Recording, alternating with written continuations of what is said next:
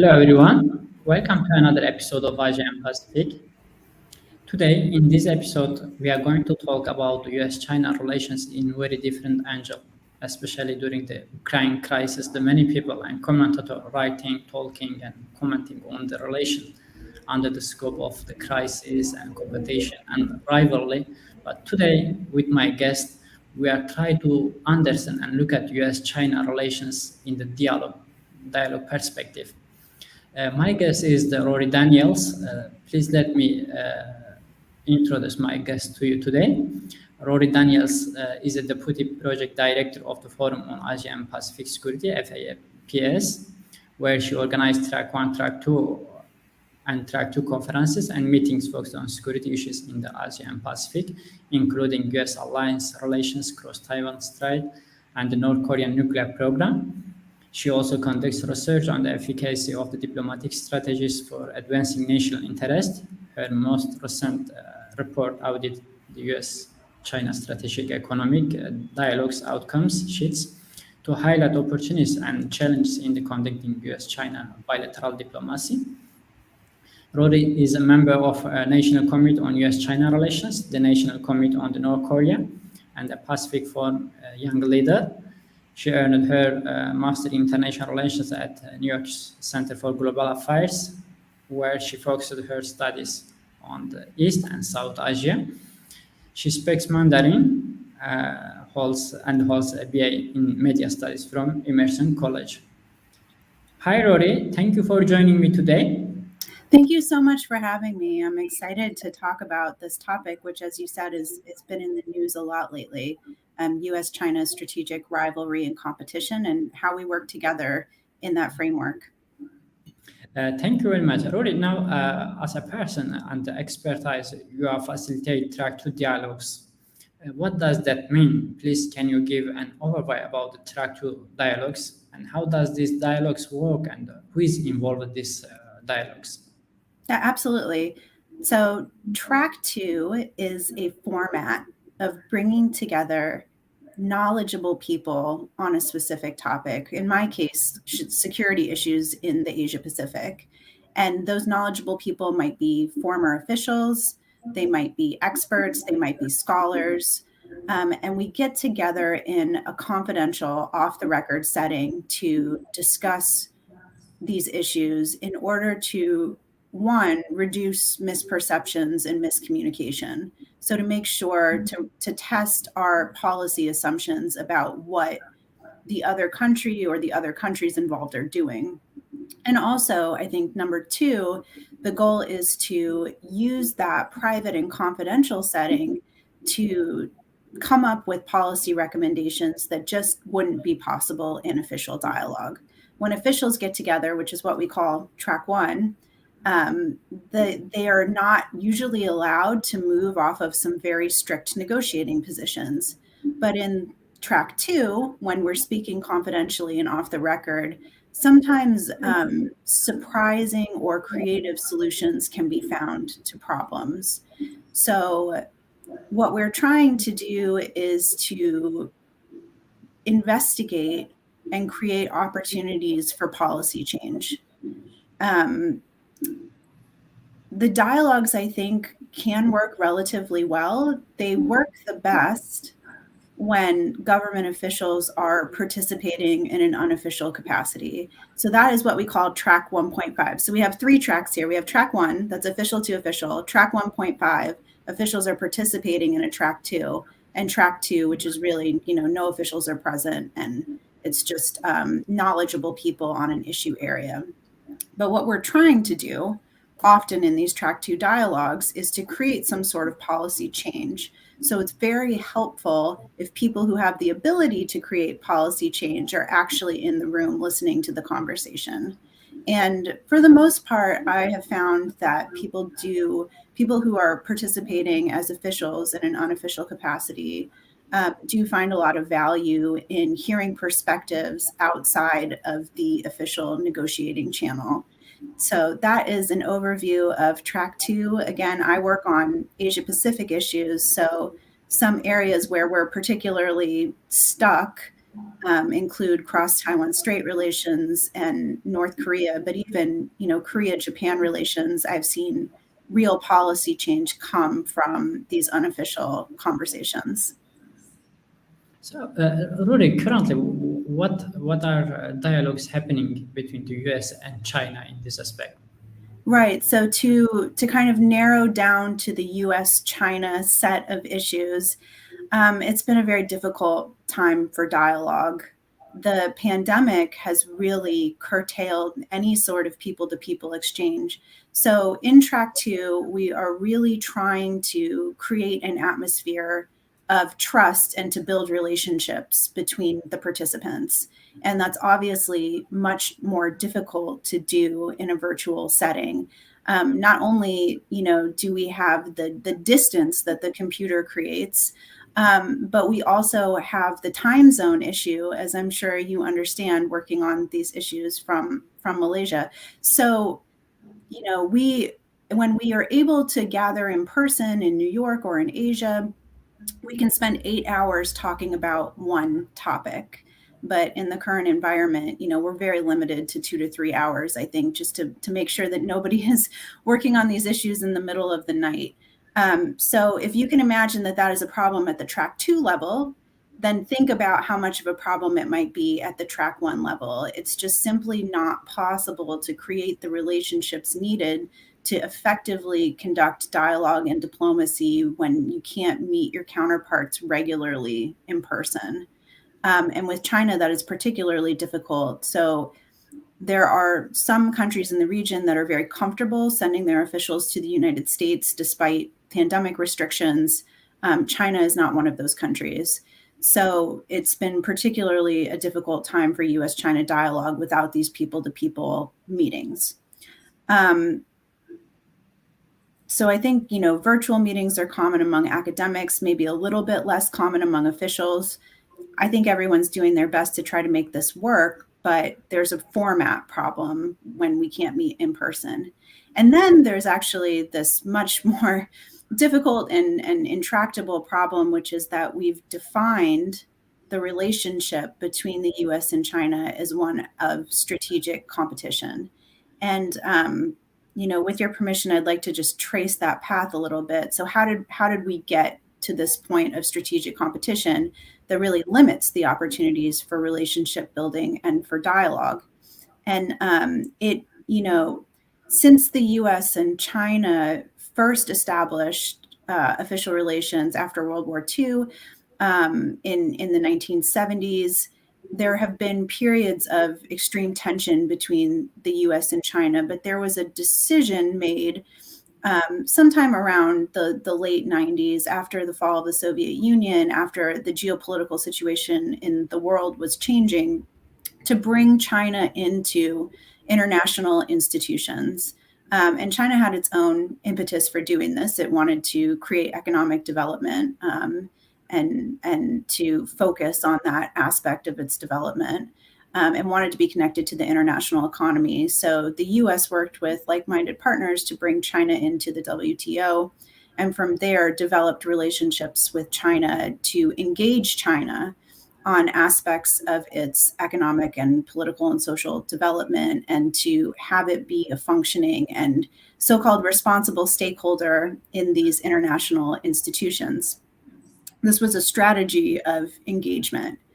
I think where there's room for debate is whether or not US officials at the time or later thought that bringing China into international institutions would also change China's political path. And there's a lot of really great scholarship on this. I recommend Alistair Ian Johnson's article called the Failure of Engagement. Double failure there. So he traces this path of whether or not US officials thought that China's political development would change as they became a member of international institutions. But because China's development path really didn't change, and because the economic benefits of China to being in these international institutions accrued so rapidly, China grew so much, so fast, there was a real sense in the United States, I think, starting in the Obama era, in around 2010, 2012, that China was going to be a competitor to the United States in certain areas, that there were areas of US-China relationship or issue sets that the US and China could not agree on, and that as China's power grew, it was going to be harder and harder to manage those issues. So starting in, tracing this back again, it's after the global financial crisis and, needing to work with China really carefully on managing the global economy. The Obama administration set up a really robust set of dialogues with China. At the same time, there was an acknowledgement that, managing these issues on which we have differences was going to be increasingly difficult. So that kind of path continued up until the Trump administration came to power in the United States. And the Trump administration came to power with a really different perspective on how to use American power in the world, on how to manage China's growing power. And they came up with a national security strategy in 2017 that defined the relationship as one of strategic competition. So we've gone from engagement to competition, and in doing so, in defining the relationship as competitive, we really changed the expectations of what dialogue can do and can offer to our strategies. So there, just to get a little deeper into what we mean when we talk about strategic competition, there are political, military, and economic dimensions. And I want to start with the economics because I think this is the area that is most complex and in some ways most interesting.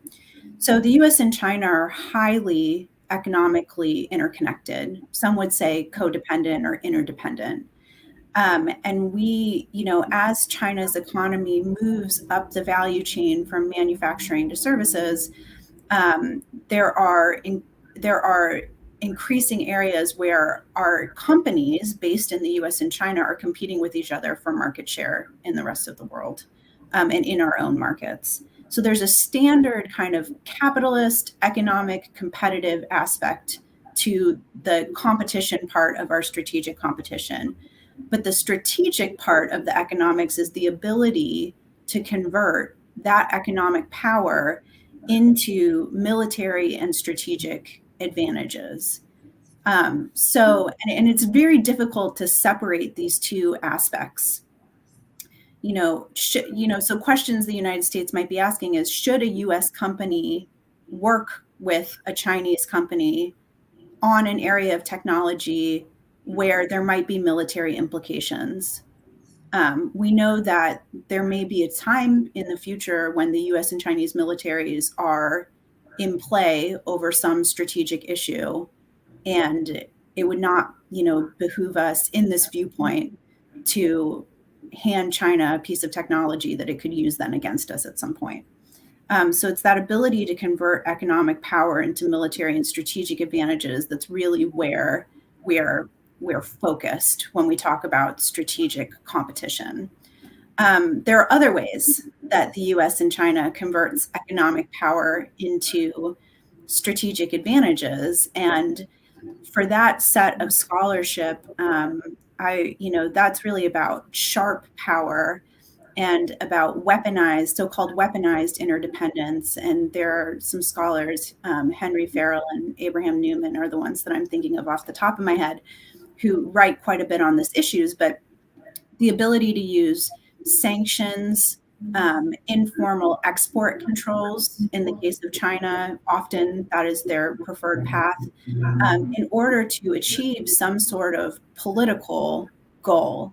So for the US, perhaps that is, putting sanctions on Chinese officials that are involved in the internment camps in Xinjiang. Or for China, that might be, putting pressure economic pressure on Australia or the Philippines, or, it's been Sweden in the past, either for their criticism of China's human rights record, their support of Taiwan, or their security relationship and upgrading their security relationship with the United States. So there's an economic aspect to strategic competition. But there's also this political dimension, right? So a lot of times the economics is only relevant to strategic competition because of the political implications. And this has become a big piece of the strategic competition framework, I think, on both sides. So China, a rising power, and the US, an established power, are competing for control in various areas. And there is a sense that both sides think the other is a constraint on their vision of an ideal international environment. So for the United States, an ideal international environment would be one where, all countries follow the rules of international institutions that the US set up or has effectively controlled or been at the helm of since the end of World War II. And that, all nations are moving on a political path toward democracy, and particularly a democracy that is protective of a U.S. ideal of human rights. And for China, an ideal international environment is one where China is able to show its own people that it has regained what it feels it had lost over the period of colonization in, the 1800s, early 1900s. So that's, territory in the South China Sea. It feels it is lost. It's Taiwan is certainly a huge part of this. It's, Hong Kong also, an area where it feels like it has lost. So it's reasserting control over some of these traditional areas, and therefore elevating China in the region as an indispensable power. So both sides think the other is a constraint on this vision. And that is another aspect to strategic competition. How do we manage our expectations of each other when we think that the other is preventing us from getting from point A to point B where we want to go? And then there's the military dimension, which is obviously really salient in the United States. We have a lot of national security professionals here. We have a lot of attention on the military dimension. And that encompasses, the technological developments, new tools of warcraft, such as, cyber attacks and space. So it's how do we manage strategic competition in these areas as China's military is modernizing, and the U.S. military is revamping itself after pulling out effectively of the Middle East. How do we kind of manage that type of strategic competition? So, for proponents of a very narrow view of strategic competition, the question is, why would we cooperate when we have important opposing interests? We should prioritize those opposing interests, the areas where we cannot agree, over the areas where we can agree. And that is the mindset behind, this national security strategy, which has now been carried over into the Biden administration, as we are going to, confront China where we must, cooperate where we can, and compete wherever we are able. So we're still in this era of strategic competition that has to do with the changing balance of power in the region, but also with a change in mindset over what is possible in U.S.-China relations, given all of these complex dimensions of our interdependence and our competing goals. Relatedly, and this will definitely be the longest answer that I give, I hope we can talk about other aspects soon, but relatedly, in this political dimension where both sides think the other is a constraint on their vision of an ideal world, there is a sub question, which is, are international institutions serving our interests? And I think when you see a proliferation of new institutions and arrangements, whether that's U.S. alliance upgrades, whether it's China's, Asian Infrastructure Development Bank, or Asian Infrastructure Investment Bank, China's upgrading of relationships with countries that had previously recognized Taipei, the Quad, U.S., Japan, Australia, India cooperation. So there are all of these other institutions and arrangements that are popping up because our traditional set of institutions are not, in the eyes of the US or China, serving their interests within this framework of strategic competition and international relations. International institutions have now become an arena for competition rather than a bridging area or a bridging mechanism that can still work on mutual interests. So that's kind of like where we are, and maybe a little bit of how it's changed US-China relations in the international environment. Rory, from this point, please let me ask about, as a political science student, let me ask about what is the difference between diplomacy, dialogue, and negotiation? Yeah, this is a really important question, and I appreciate it. So they're all methods of communication in international relations, but they're used interchangeably when actually they have very different goals and objectives. And in some ways, I think that the souring of the relationship between the US and China is related to how these words are used to describe communication between the US and China. So dialogue would be, the type of work that I do to better understand each other's positions, to reduce misperceptions. So it's really just talking about an issue and learning how the other side is seeing it, listening to how the other side is seeing it and taking that in. It can identify some shared interest for negotiations, but it in and of itself does not necessarily produce outcomes. It's meant to better understand each other. So then we have negotiation. Negotiation's goal or objective is really to make policy changes based on shared interests. So that's a little bit different than just dialogue. I mean, when we go to negotiation, we're talking about how do we meet in the middle on something to compromise in most cases, in order to enact policy changes in our own country that will allow us to work together, or will, resolve some area of tension between us. So it's very outcome focused, negotiation is. And even so, I think anybody who's been involved in track one communications and official dialogues and negotiations will tell you that it's no guarantee that you enter into a negotiation and you come out with an outcome that, is preferred by both sides. There's an aspect of compromise, but there's also the possibility that you can't reach accommodation of each other. And then there's diplomacy. Diplomacy is really the art of persuasion. So how do you leverage knowledge about the interests or motivations of the other side to assist you in conducting dialogue and negotiations? So I see it much more as an art than a format or a science. Diplomacy is the art of persuasion. And again, the problem with using all of these interchangeably is that it really creates different expectations. If one side is going into a set of communications saying this is a dialogue, we're going to talk and better understand each other's positions, and the other side is going in saying this is a negotiation, we need to come out with something tangible, a policy change that better serves our interests, then there's going to be real disappointment on one side or the other, or both, that their objectives were not necessarily reached.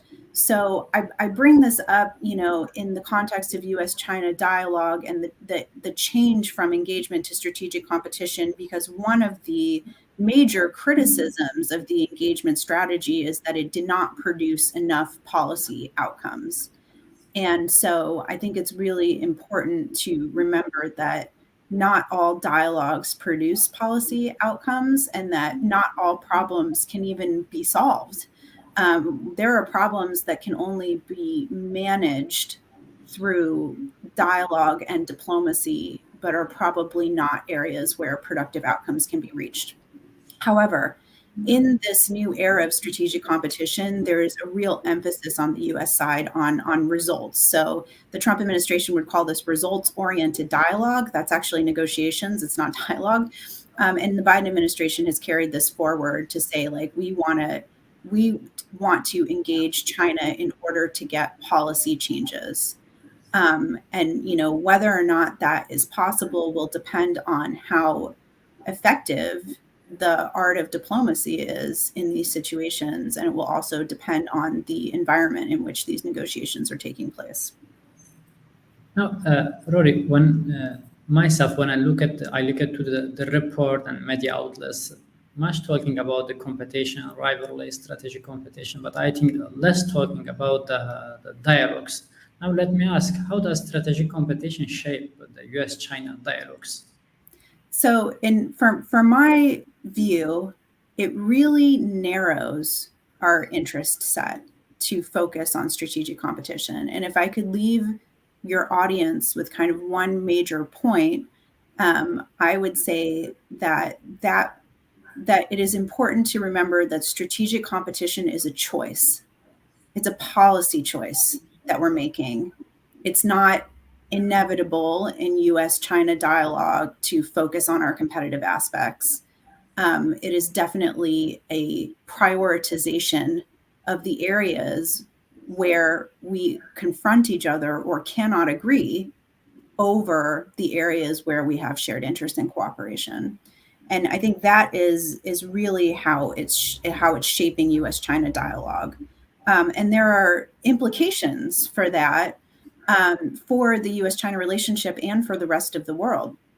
So if we're focused first on the areas where we cannot agree, which let's just say are, human rights and political development in China, including the situation in Hong Kong, in Xinjiang and other places, and, China's territorial or sovereignty claims, whether that's Taiwan, South China Sea, or in other places, then it's hard to make the argument that we should cooperate on other areas. And it's hard to de-link the issues from areas where we can cooperate. So this is what the choice to focus on strategic competition has done, in my opinion. It has moved the window of available, it has narrowed the window of available interests on which we can agree. And it has really prevented us from cooperating on other areas. And, we can talk a little bit more about that as we talk about how dialogue was conducted in the past. And Rory, I'm going to ask one question about the area of Obama. I think it is the most important the area in the history of the US foreign policy related to Asia, because the pivot to Asia at the first time I think started during the Obama era. Now, my question will be, how does the dialogue conducted between the US and China during the Obama era? Yeah, I take your point about the pivot. I think that before I talk a little bit about how dialogue was conducted, I'd just like to say that the pivot seems to be a very aspirational part of US policy for a very long time.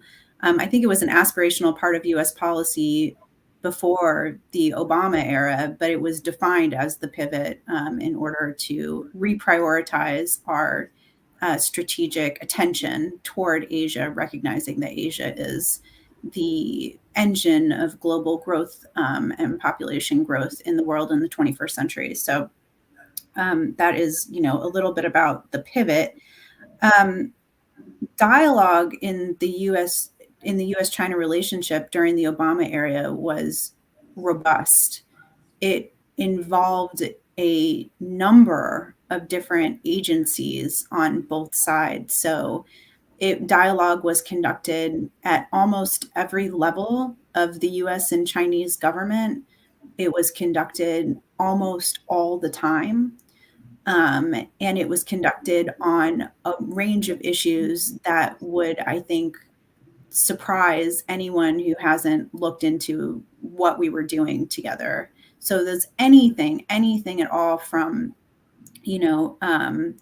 working together on our national parks systems to having very high level cybersecurity dialogues. I mean, it was really runs the gamut from very specific tech and trade shows related to climate change technology and research collaboration, to strategic discussions on what to do about, Iran or North Korea and nuclear proliferation.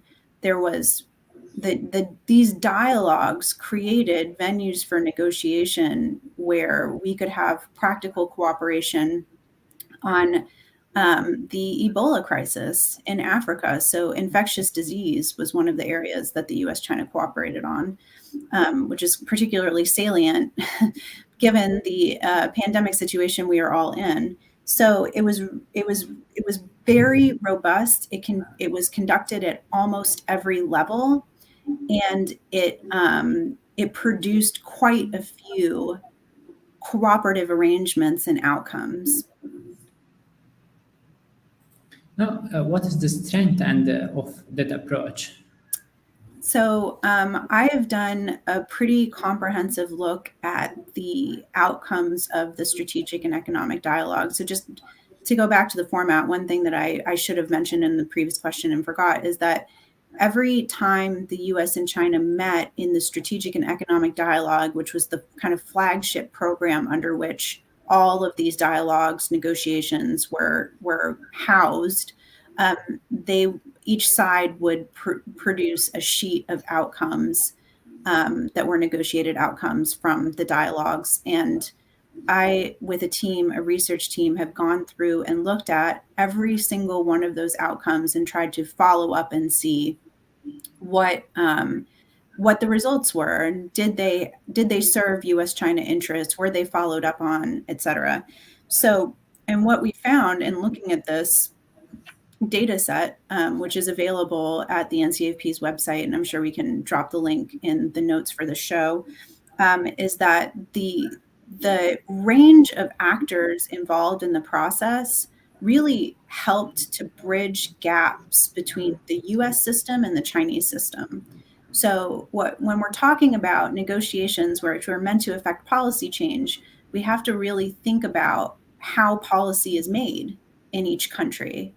And in the US system, it is very much prioritized, has been traditionally prioritized as a bottom-up approach, where working level officials are given quite a bit of leeway to negotiate specifics based on a general direction.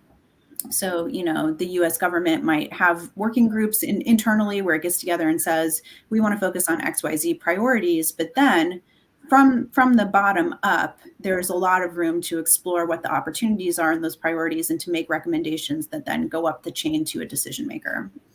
The Chinese system is very different. What we found from talking to people who worked in the economic and strategic dialogue is that often the Chinese system was a top-down approach. So again, leadership setting the priorities, but instead of the working level officials having a lot of freedom to negotiate specifics, there was definitely more of a sense that officials had to get permission at every stage of the negotiations in order to move forward, or were working in a political context that narrowed their ability to make changes and concessions from the bottom up. So we have a top-down system and a bottom-up system. What the strategic and economic dialogue did well was fit those two systems together in a rhythm of diplomacy. So the strategic and economic dialogue was not the only way that the US and China communicated in the Obama era. It was part of a schedule of diplomacy that included high-level presidential summits. And what would happen is that, and also I would say, leadership meetings, the actual S&ED meeting once a year with very important officials on both sides, the heads of the respective ministries of Foreign Affairs, the Department of State, the Department of Defense, Ministry of National Defense in China. So these ministers would also be endorsing and checking the progress of these dialogues over time. And then the presidents would also be meeting, reviewing progress, and setting priorities. So that rhythm allowed Chinese officials to have a little bit more permission to make progress, because at some point they needed to show something to their respective leadership for the next level up of meeting. It also created these amazing relationships, right? And if diplomacy is the art of persuasion, then the currency of diplomacy is your relationships. So it created a constant back and forth between officials working on various interest groups. And in some cases, at least on the US side, at the beginning of the strategic and economic dialogue, there was really no sense of who their counterpart was in China. So one of the things that a regular process of diplomacy and dialogue did was identify for the United States who their counterparts were in China. We don't have, the US and China do not have matching bureaucracies. So what is housed in the United States under, the Department of Energy may be housed in a different department or ministry, maybe Ministry of Commerce or something in the Chinese system. And identifying those counterparts and working across agencies really created a lot more room for movement, not just on the issues that the US and China had identified as priorities, but sometimes on issues that arose sporadically, crises that came up throughout the years. And then this regular schedule was also a really important part of the process. It created like action forcing deadlines, as I said previously, in order to make progress on specific issues.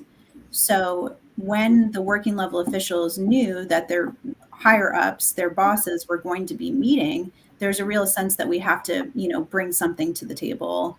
And that sometimes created room for policy changes that were not possible without that pressure of needing to deliver something for your bosses.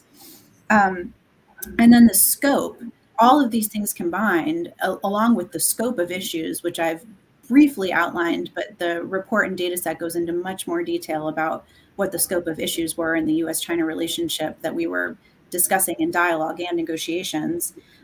It allowed the US and China to make progress on some areas, even when we were stuck on other areas. And I think this is a really important point, because there is a sense in the United States right now that we have to sacrifice our interests in some areas in order to get cooperation with China in other areas. So, for example, there's a big argument that we cannot sacrifice our human rights interests in order to have climate change cooperation with China.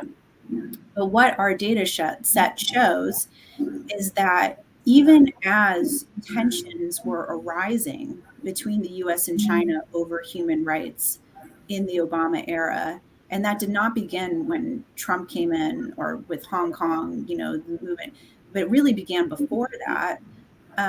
As tensions were arising about China's human rights situations and concerns were arising in the United States, some of the efforts on climate change were really paying huge dividends. So there is a way to de-link these issues, and there is a way to work on both at once. And one way to do that is to create a much wider scope of issues and to have that pressure that the leaders need to deliver on a scope of issues, so we can move forward on one while the other is stuck. Excuse me, Rory, from here I'm asking another question. Now, you're talking about a wide area, from negotiation to diplomacy and track to diplomacy. Is it possible to talking about the criticism? Is there any room for entire this process Yeah, criticism? absolutely. I mean, there's tons of criticism. Much of it is valid. So let me go through the criticism of the strategic and economic dialogue, because I think that speaks to some of the criticisms of dialogue in general. One is the one that I just mentioned. Can we work on some issues when our interests are so heavily opposed in other areas? And I think, for me, the answer is yes. Looking at this data set, the answer is yes. Other criticisms of the process were that it encompassed too many issues, that it became non-strategic, not strategic, because it wasn't prioritizing a set of issues. So it created perhaps a perception that an outcome related to, let's say, wildlife conservation in Asia was equivalent in US interests or in Chinese interests to, talking about the Taiwan issue or dealing with issues of economic competitiveness, such as intellectual property rights. So there's that as well. Like, did it appropriately prioritize our interest areas, or did it make it seem like our relationship was going very well when in fact our successes were relatively small in scope and the issues that divide us are relatively large? So there's also criticism that it wasn't a dialogue. And in this case, I'm not even referring to, was it a negotiation, but really, did it achieve the effect of dialogue, which is to better understand each other's positions? It is true that when you meet at higher and higher levels in the government, the conversations become more and more scripted. The time is more and more limited because these officials are working on a much wider scope of issues than just US-China relations. So there were criticism, even from officials who worked on the process, that by the time that you got to the minister secretary level or the presidential level, it was really just like 4 or 5 minutes of talking points from each side, and there wasn't an opportunity for a real exchange of dialogue. So maybe it wasn't strategic, maybe it wasn't actually a dialogue. Then why are we calling it the US-China Economic and Strategic Dialogue? And then I think there's this wider criticism, which I mentioned at the top of the show, that engagement with China is a strategic risk for the United States, because as we work together with China, and perhaps that creates economic benefits that accrue to China, China is able to use that economic benefit in order to create advantages in the military and strategic environment. And perhaps, a related, but I think unfair point is that it confers some sort of legitimacy on China that is unwarranted. So I would push back against that. I think we have to work with any country in the world, regardless of their political system. But in some cases in the United States, there are analysts who believe that engagement is itself a legitimizing mechanism and an endorsement mechanism. So that is part of the subtext of this criticism. As I think it was Secretary Pompeo said during the Trump administration, we've created our own Frankenstein's monster. So we've imparted on China some sort of economic, military, political benefit that it is then using to constrain the U.S. attempt to reshape the international environment in its own ideal way. Rorry, when we're talking about the criticism, is it possible to say there is a strong opposition in the U.S., both in the public opinion and the foreign policy establishment?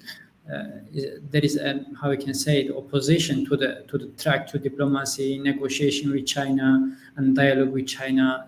possible talking about such opposition, because when we look at from the perspective of the US, China is ultimately, how I can say, new challenger, and it is the first time to replace US from the global power.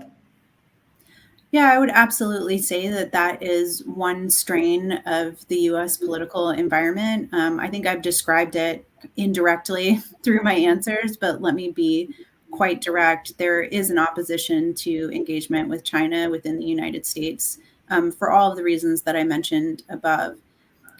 Public opinion is interesting on this question.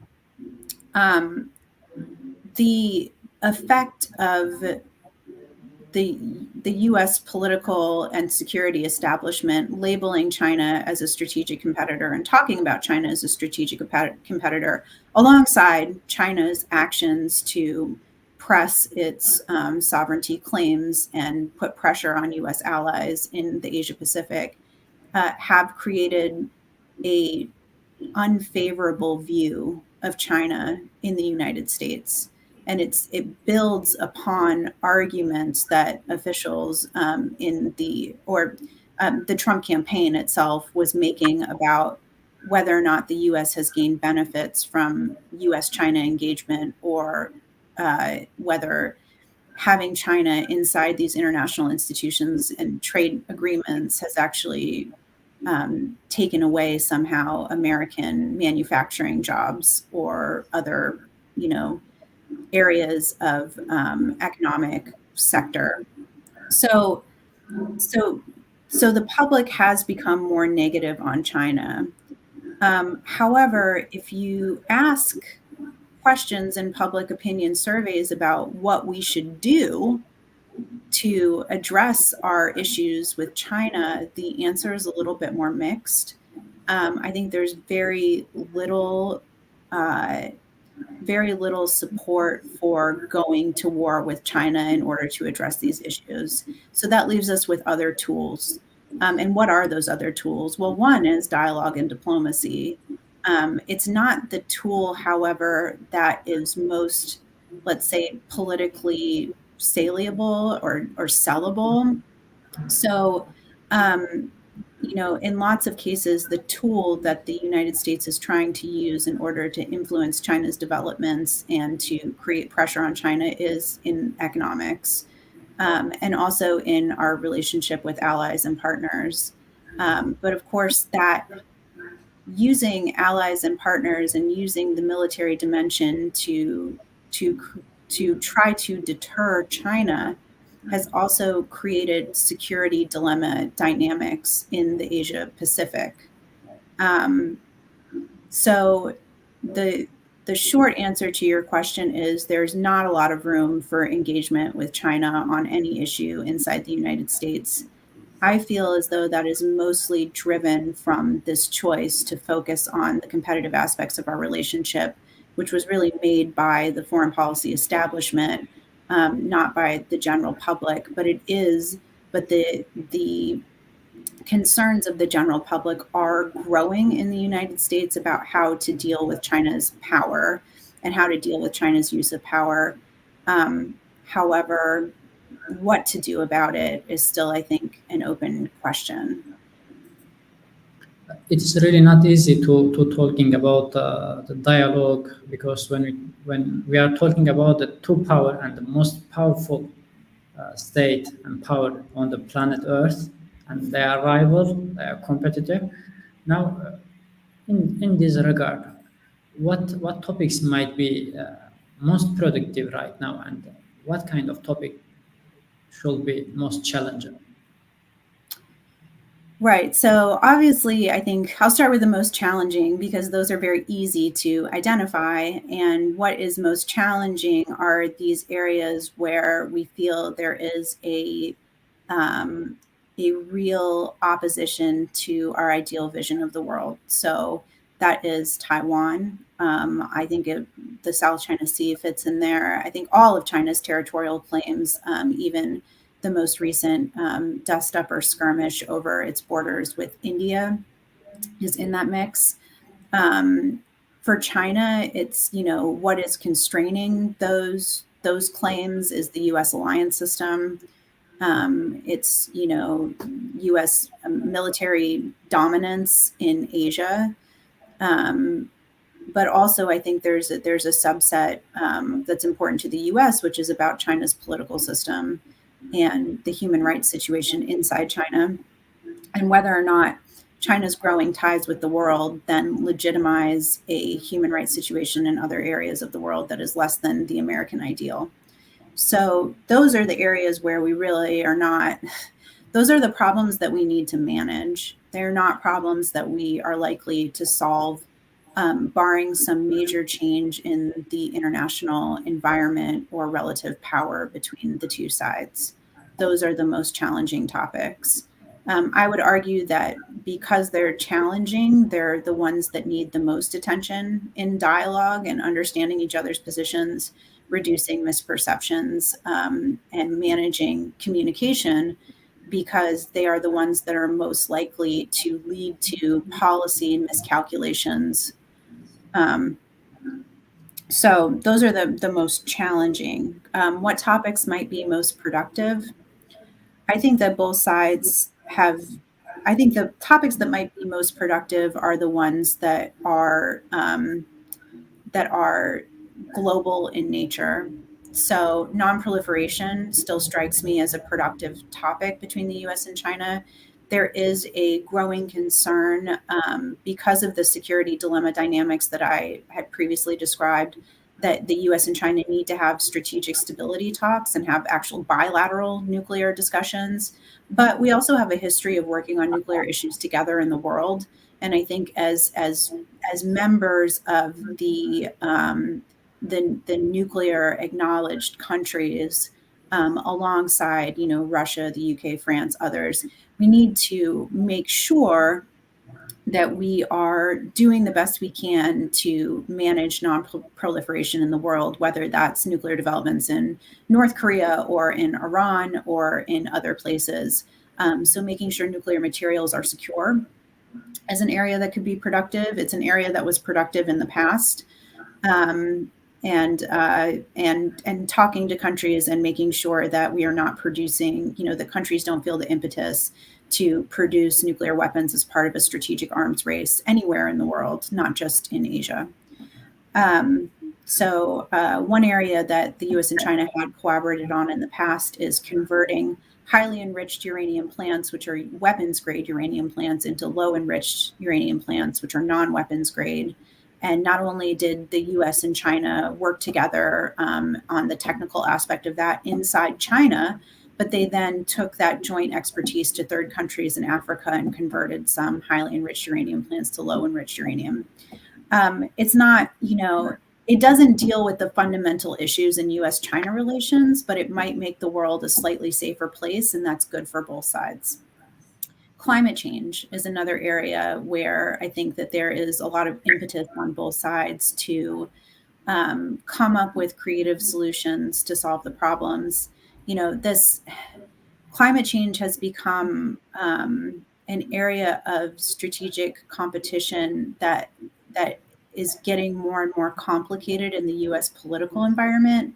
So I would describe, maybe even to go back to your last question, I might describe the U.S. political environment as moving from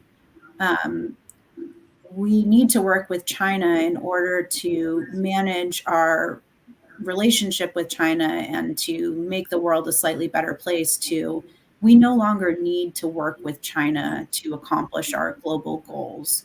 That there's a sense that strategic competition, particularly the standard economic competition between businesses that are housed in both countries, might actually spur climate change developments and climate change technology in order to deal with climate change much faster than collaboration would. I would disagree with that. If you go back and look at, the strategic and economic dialogue outcomes, we did a lot together on climate change, including, emissions standards, but also real hard collaborative research that produced quite a bit of results at a fairly low cost to both sides. So climate change might be an area where we can move the needle and come back. It's certainly a priority for the Biden administration. And what it needs to what the argument for climate change needs to overcome is a sense that China makes commitments and doesn't follow through on them, which again, if you go back and look at the commitments made in the economic and strategic dialogue, China did follow through on almost all of them. And the US's record on following through is a bit more mixed than people like to remember. But also needs to overcome this sense that we give up, that we're working on climate change by sacrificing our interests in other areas. So I would say, major, non-proliferation issues is an area of cooperation. Climate change is an area of cooperation. And then macroeconomic stability is probably another area where the US and China just have a strong interest in cooperation. Again, we are, the US and China might see each other as rivals, but the rivalry is interdependent, which is very different from the situation that arose in the Cold War, where we're really dealing with separate economic systems and separate blocks of economies. So I think that, continuing to work together on macroeconomic stability, continuing to make sure that the international financial system is a safe place to invest, continuing to make sure that economic development in the global South is high quality and plentiful. So China can provide some of the the financing and make sure that the economic development engine is running strong, and perhaps the U.S. can provide some more of the services oversight to make sure that it's sustainable. And those are goals that have been articulated by both sides. How do we do high quality sustainable development? And those are probably the areas that would be most productive in terms of producing negotiated outcomes. But I would also argue that there is a productivity that comes from dialogue that does not produce outcomes that we need to address. So, what is going on with the areas where we don't agree right now? Let's take Taiwan as an example. We have a security dilemma where the actions taken by one side, where actions that both sides think are defensive in nature, are seen by the other side as escalatory. So I personally would argue that it would be productive to have discussions with, bilateral discussions, and where possible, at the Track2 level, trilateral discussions, including people who are living in Taiwan, about stability in that situation and about, de-escalating the security dilemma dynamics. We need to have a place where we explain to each other, where the U.S. explains to China and China explains to U.S. that our actions are intended to be defensive in nature. If we don't have that communication, then they are seen as escalatory in nature and responded to as escalatory in nature. And that is how we are in the situation that we are in the Taiwan Strait, where China is sending increasingly large numbers of fighter jets and other military assets in and around Taiwan. And the U.S. is responding in various ways, including through acts of Congress, high-level visits, revealing military training on the island. So we need communications. We need a line of communications that explains that these actions are meant to be deterrent in nature. And that, I think, is actually productive in the sense that it would create a better environment in U.S.-China relations and in overall Asia-Pacific security, even if it's not outcome-oriented. Rorry, I would like to make a small comment. Is it possible to say today, we are in 2022, there is a more room for common ground, for negotiation, for dialogue? For myself, if someone asked me for the late 1990 or early 2000, when we asking about the common ground between the US and China, the people, I think that there will be only answer the terrorism. But today, when I asking the same question, the people asking about climate change, common ground, and asking about that, I answered the pandemic and nuclear proliferation. Yeah. So, is it possible to say now the common ground of negotiation more than the area of challenging? In my mind, the areas of common ground are more important than the areas of challenge, but I think that I am probably not reflective of the foreign policy community on both sides. So I would agree that there is more room for common ground than ever before, that the issues that both sides face are more global in nature, that both sides are actually facing the same issues that are related to globalization and technological development, whether that's, the depletion of traditional labor um, by technology, the replacement of traditional labor by technology, or the climate change issues, international logistics issues. Um, so there, income inequality, for example, has been an outcome of the process of globalization. So all of these are problems that is actually pretty similar. And it's because we have these very different sets of political systems and political values that we are choosing to focus on the areas where we cannot agree. But I would argue that that is a misguided choice. But again, I'm not representative of the foreign policy establishment, I think, on either side. Okay, let me ask another question related to your area of expertise. What are the policy recommendation for the U.S.-China dialogue right now? Sure. So I think we really have to come back to a process for US-China dialogue. I am, all of the areas that I've identified that are potential areas for collaboration and cooperation are not really possible before we have a process. And I think that that process has to do really three major things. One, it has to keep our expectations manageable. It has to acknowledge that there are areas in which we do not agree and that those areas are going to be managed, not solved. The other thing we have to do is invest in relationships. We must invest in relationships between officials on both sides. And I think people to people exchange is very important as well.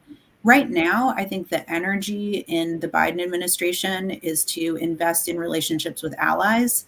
And that's certainly a very important aspect of the US's regional strategy toward China. And it's a very important aspect of kind of repairing some of the damage that the Trump administration did to traditional alliance relationships. But it's time to move that energy into investing in relationships bilaterally between the U.S. and China, because we simply can't move forward on any issue or manage any problem unless we have the relationships in place. And then we really need to find the third important priority for me is that we need to find a framework that delinks issues from domestic politics. So again, I think the most salient issues in domestic politics on both sides are the ones where we cannot agree. They're the human rights issues. It's the territorial issues. And those are really important. They're really important domestic political narratives, but we somehow need to delink managing those issues from the domestic political environment, because I think if those issues are most prominent in our domestic political environment, it is very risky for either side, the Xi Jinping administration or the Biden administration, to come together and talk about those issues. They have to think about what kind of pressures at home they will be facing if they come together and talk about these issues. And then maybe I'll add one more, just because I think that it's important to think about bilateral relations in the global context. We need to find a way to keep multilateral institutions from becoming arenas of competition. So how do we reinvest in and reinvigorate multilateral institutions, whether that's, ASEAN in Southeast Asia, or it's the UN system in the globe, or it's the Bretton Woods institutions like the World Bank, the IMF, et cetera. how do we kind of reinvest in those and update them to meet 21st century challenges rather than using our influence in them, or seeing, the US seeing China's influence in these international institutions, or China seeing US influence in these international institutions as threatening or contrary to their own national interest. So we've really got to find a way for the US and China to embed their power in these international institutions without using those institutions to press for their ideal vision of the world, which is an ideal vision of the world that is opposed to the other's ideal vision of the world, and is therefore not an area on which we can work together or compromise. And now, Rory, we are in international politics, there is a big crisis, Ukraine crisis. I'm going to ask one question through the Ukraine crisis. How are the prospects for the US and China dialogue affected by the evolving international crisis? Well, again, because there is a similarities between the Ukraine and the Taiwan strait, and also there is closeness between the Russia and China. And the topic goes to debate. What will be your take on this subject? Yeah, I mean, this is a really important and topical question. I think that because we don't have a pre-existing set of relationships in place to talk about these issues, because we don't have a process of dialogue and diplomacy between the US and China, issues like Ukraine, the pandemic, other areas where we may disagree on some of the fundamentals or have really different interest in how those topics are discussed and how they evolve, are aspects of strategic mistrust and strategic distrust.